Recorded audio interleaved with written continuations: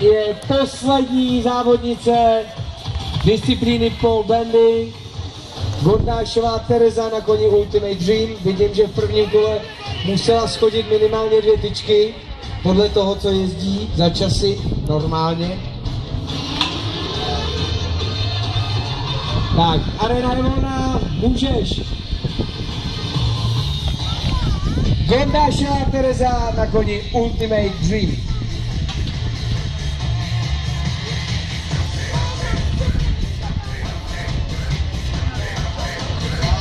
Wow, to je taky hodně rychlá jízda.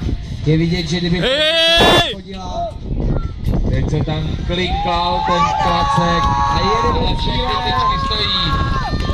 Wow, a pozor, máme tady nejrychlejší čas dnešního dne, 24:017. Páťo, ta byla poslední, už to nemusíš rovnat.